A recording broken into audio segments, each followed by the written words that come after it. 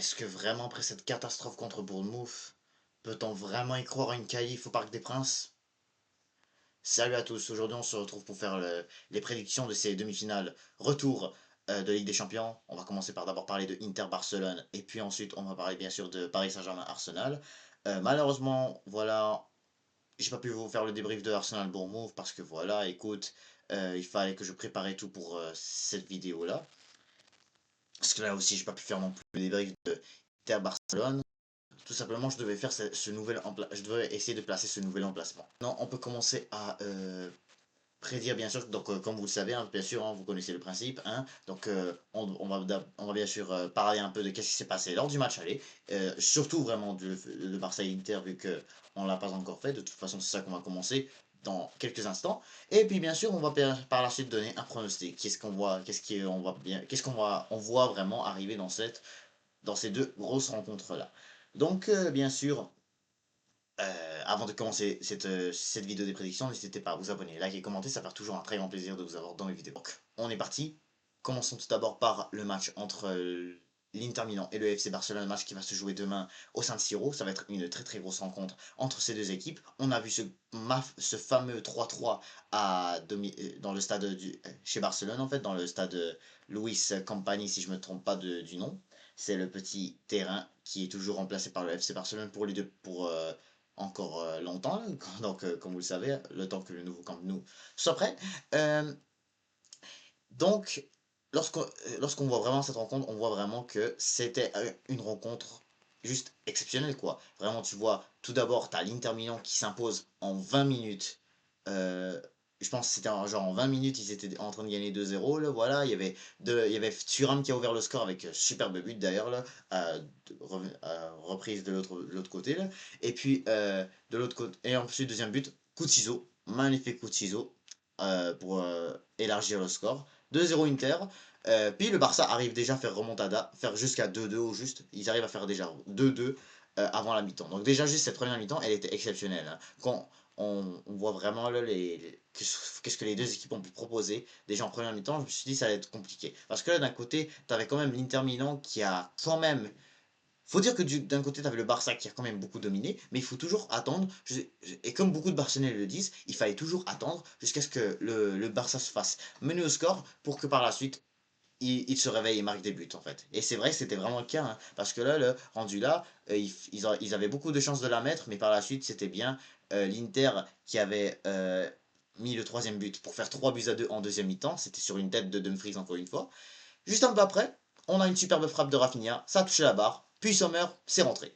Donc ça a fait 3-3 encore une, pour rendre ce match beaucoup plus compliqué.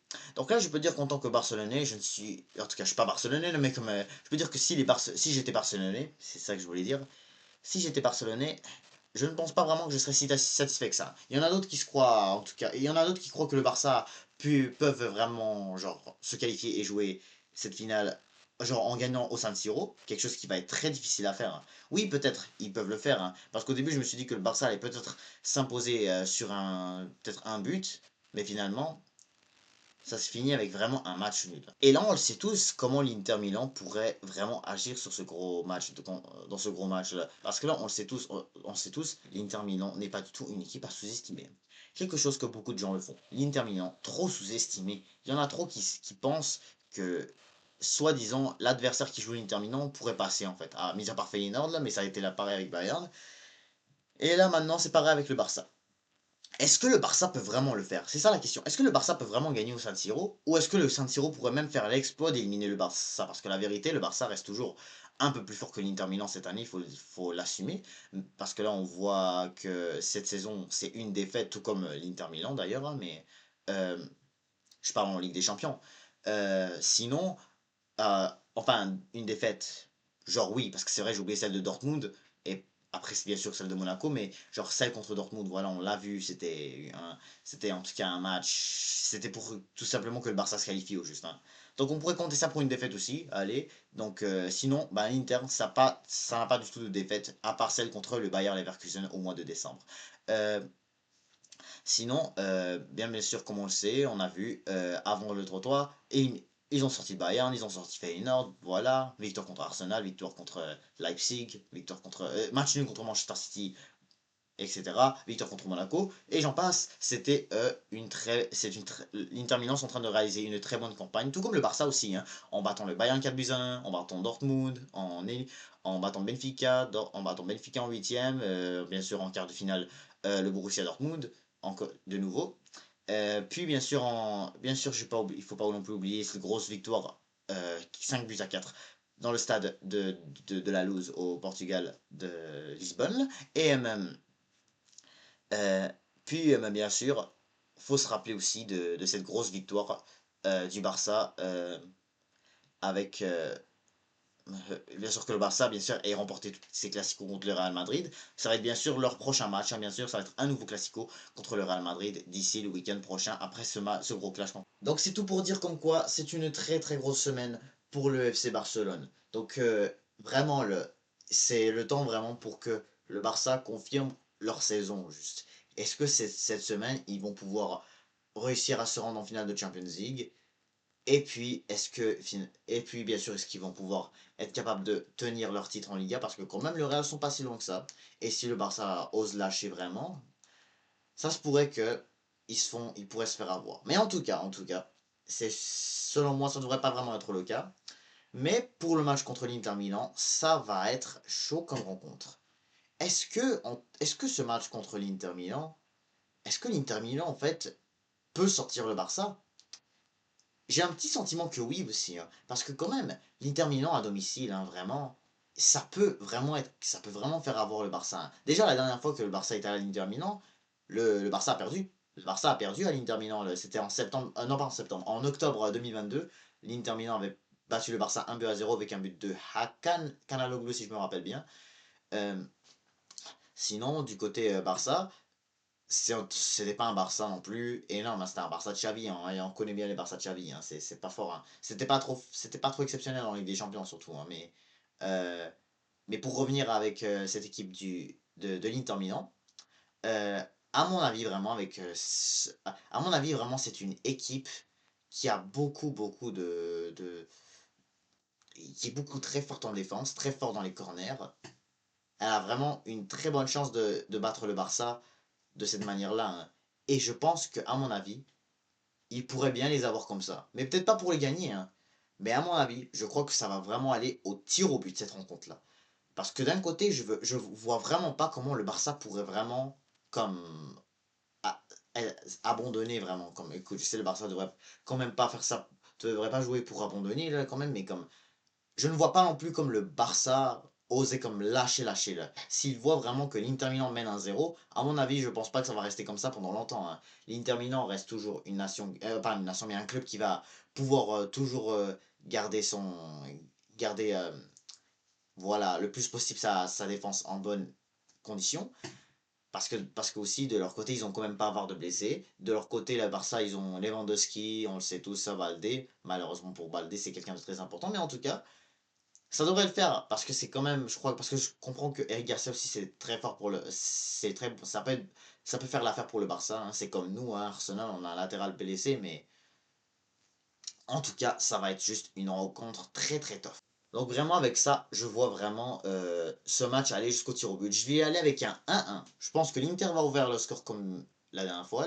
Le Barça va réussir à égaliser, mais je pense pas qu'il y aura plus de buts. Ça va être 1-1. Et le gagnant tir au but, il faut que je le définisse. Et selon moi, quand je pense juste avec laquelle les deux gardiens quand même peuvent faire quelque chose selon moi, je vais toujours aller avec Schlesny. Selon moi, quand je pense que je vais changer un peu d'avis et je vais dire finalement que ce sera une qualif du Barça, mais vraiment au tir au but, hein. Au tir au but parce que vraiment sortir cette équipe de l'Inter Milan, ça va être difficile. Ça va être difficile, mais il y a toujours possibilité aussi que l'Inter joue la finale aussi, hein. Il y a possibilité que l'Inter gagne aussi.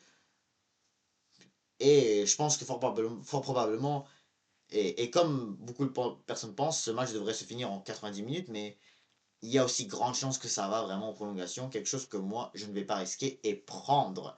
Moi, je vois vraiment ce match aller au tir au but. Ça va être chaud, mais vraiment chaud.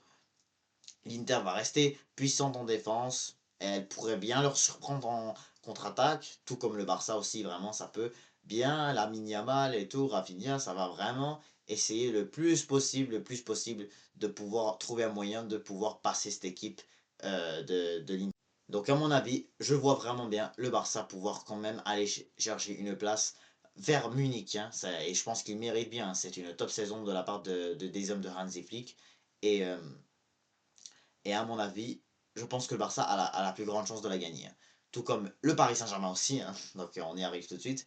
Le PSG qui joue Arsenal mercredi. Donc on va d'abord je pense, retourner sur la fameuse défaite d'Arsenal, hein. Waouh, hein. On s'est incliné ce week-end contre Bournemouth. Encore une fois, un match soi-disant faible, mais parce que en tout cas c'était pas du tout faible. En première mi-temps, on était pas mal quand même. Odegaard qui donne la passe à Rice. Et Rice qui met un superbe but. Et on était vraiment bien parti.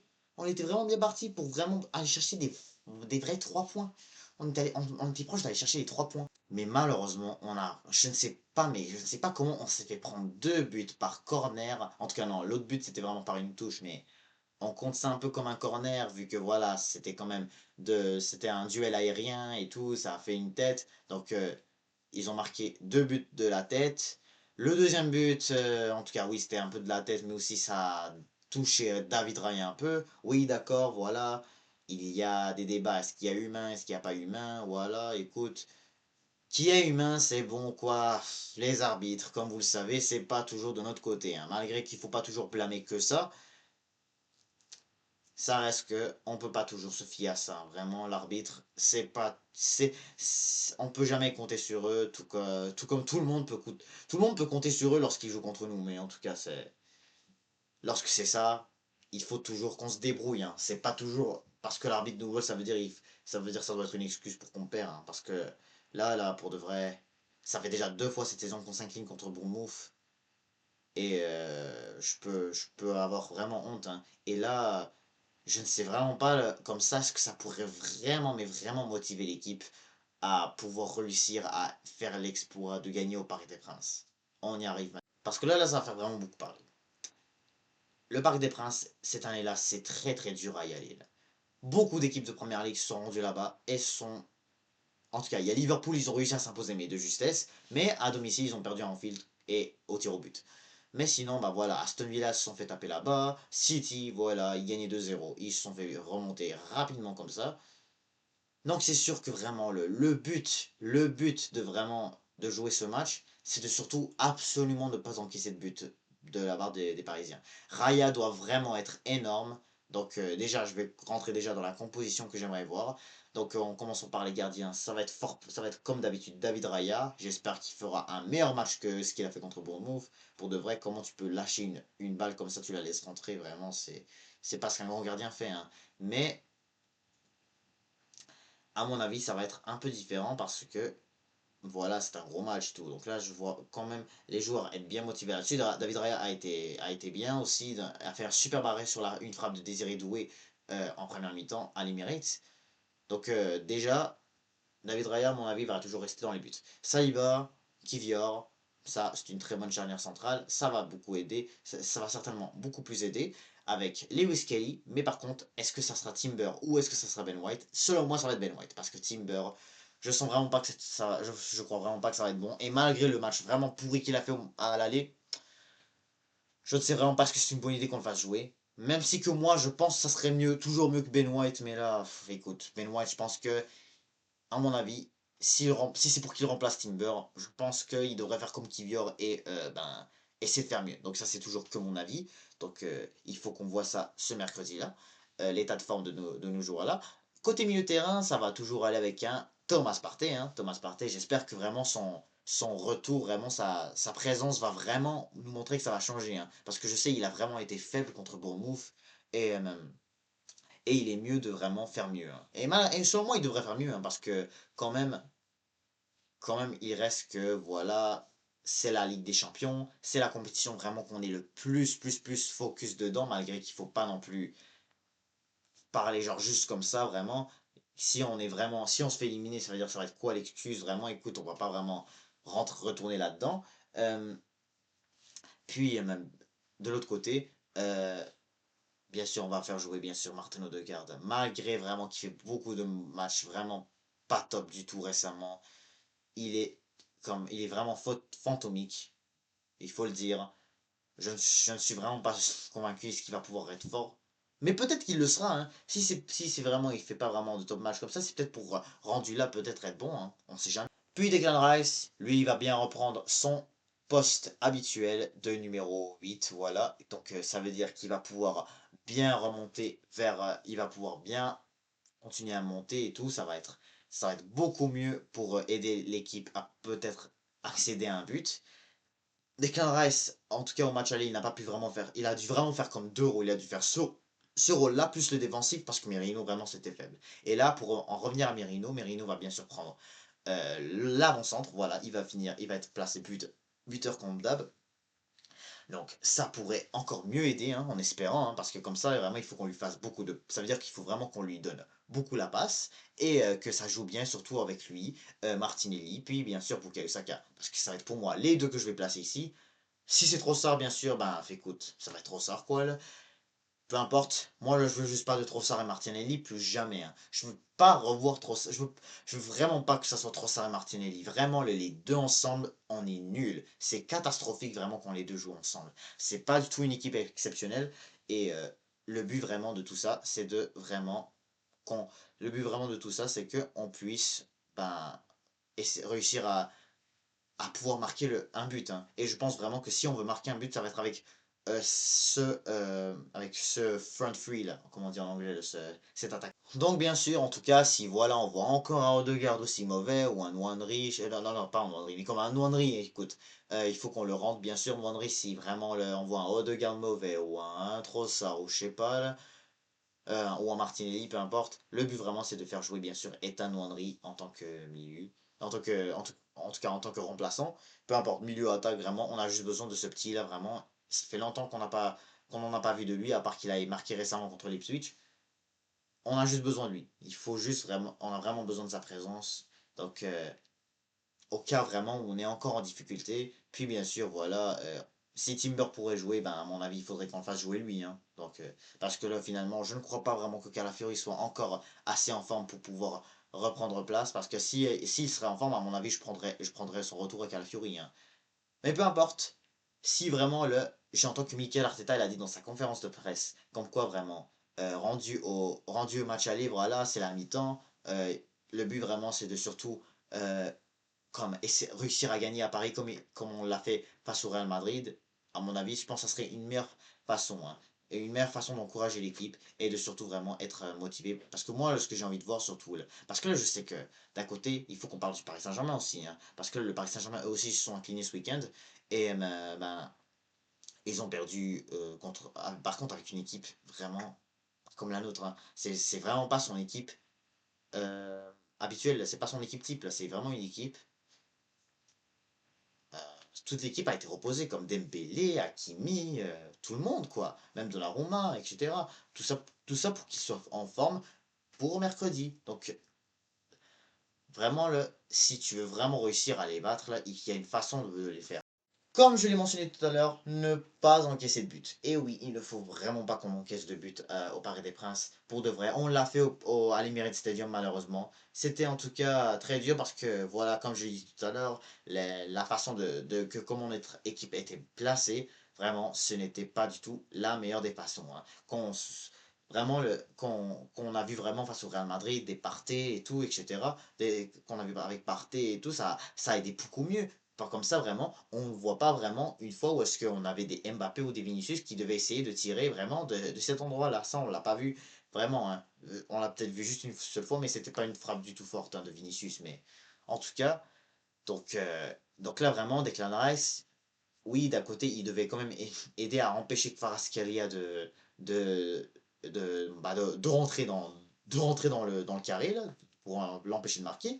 Mais là, il y avait bien Dembélé tout seul devant les buts. Donc là, vraiment, si Partey serait là, je pense que ça serait bien lui qui pourrait bien. Je pense que ça serait bien sur Dembélé qui l'empêcherait vraiment d'ouvrir le score. Hein. Donc, en tout cas, il y a beaucoup de façons de comment placer les joueurs si on veut vraiment réussir à les empêcher vraiment de mettre un but et de surtout que nous, on arrive à marquer. vraiment, c'est sûr que quand tu as des chances, ça serait vraiment, c'est le moment de les prendre, hein. Ça serait vraiment le moment. Même si qu'on doit se rappeler de tous, comme quoi, le Mendes, hein, c'est un latéral alors, qui est vraiment redoutable cette année. Avec Mohamed Salah, vraiment, il l'a pas du tout lâché sur les 2 matchs, que ce soit aller ou retour. Même chose pour, même chose pour Bukayo Saka cette fois-ci, hein. Saka n'a pas du tout.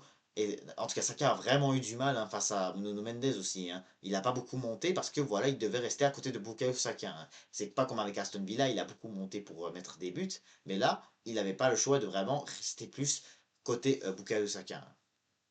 Et aussi, euh, ce qu'il faut faire attention aussi, c'est que vraiment, lorsqu'on voit vraiment des attaquants comme Kvaratskhelia et Dembélé et tout, vraiment faire attention à ce qu'il fait. Parce que là, maintenant, on l'a bien vu. On l'a très très bien vu dans cette demi-finale aller. Kvaratskhelia était juste vraiment un attaquant dangereux. Donc vraiment, il faut vraiment qu'on évite de surtout vraiment faire des erreurs. Et c'est sûr que vraiment, la pression qu'ils nous ont faite à l'Emirates Stadium aussi en première mi-temps, surtout là en première mi-temps, c'était compliqué.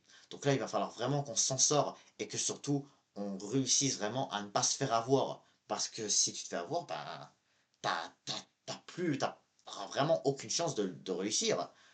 Donc, le but vraiment, si tu veux vraiment réussir à essayer de passer vraiment cette grosse obstacle du Parc des Princes pour aller à Munich, alors là, vraiment, il ne faudra pas lâcher, hein, parce que aussi, Donnarumma, hein, ça va être très dur de lui mettre des buts. Il y en avait quelques-unes, Trossard, Martinelli. D'un côté, je peux vraiment leur blâmer qu'ils ne pouvaient pas tirer mieux que ça, mais d'un côté, Donnarumma, il a été bien sûr en top forme, hein, comme il l'est souvent comme il l'a toujours été avec les clubs de Première Ligue cette année, hein. Man City, Aston Villa, Liverpool, bien sûr.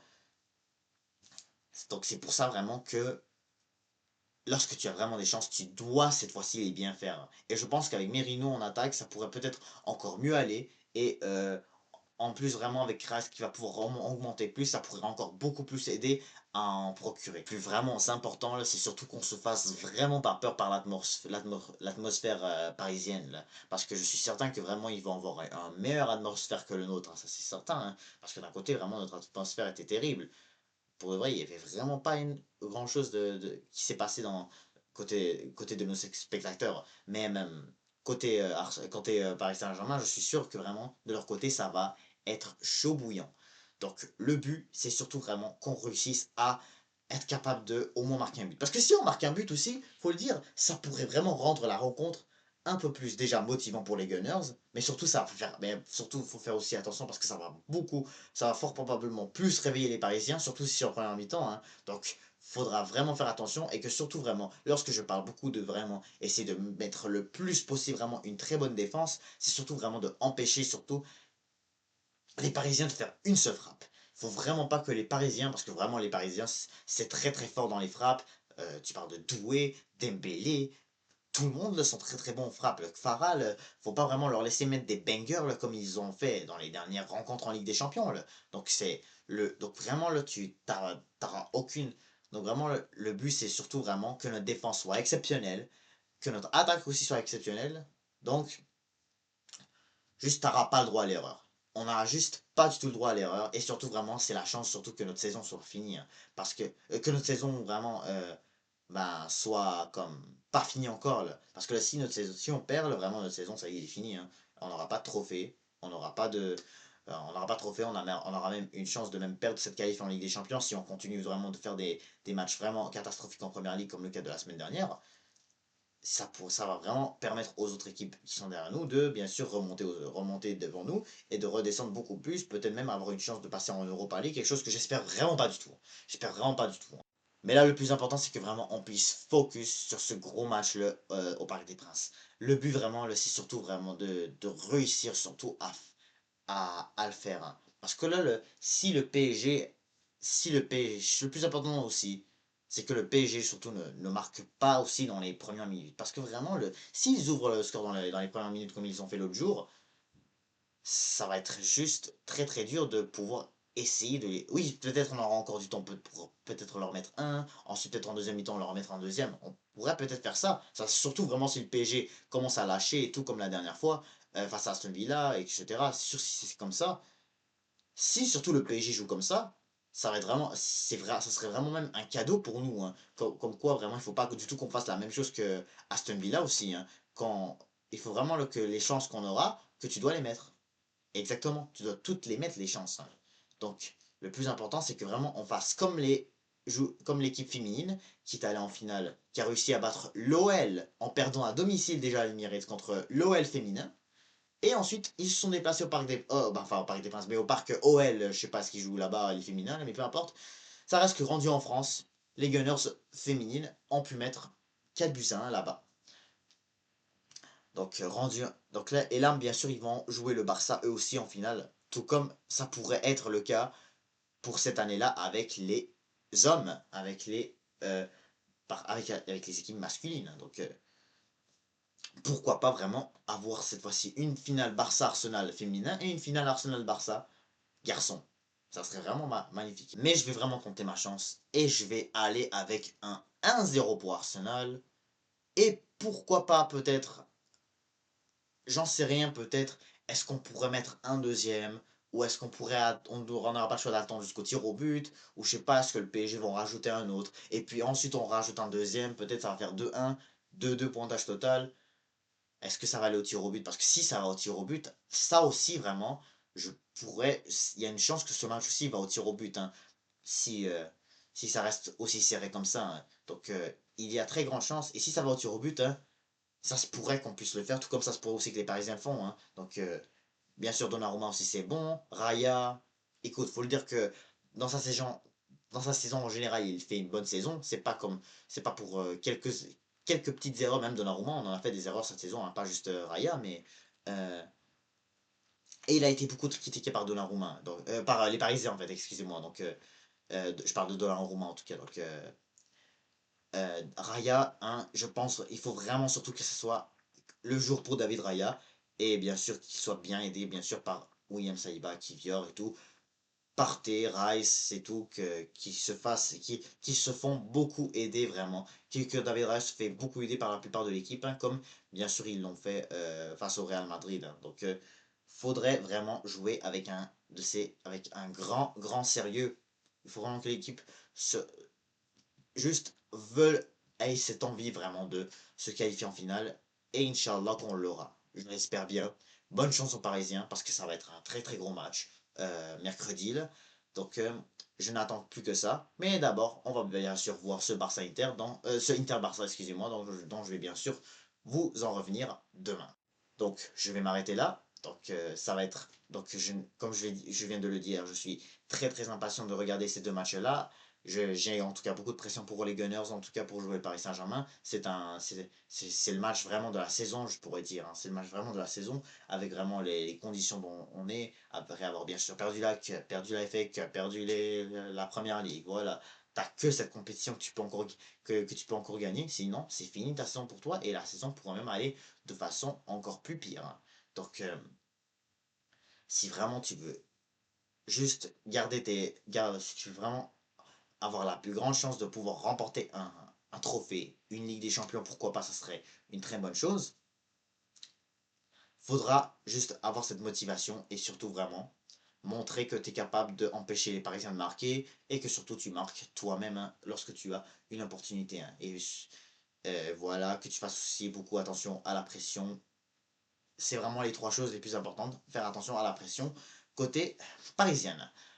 Donc, je vous laisse là. Je vais m'arrêter ici. N'hésitez pas à vous abonner, liker, commenter. Et je vous dis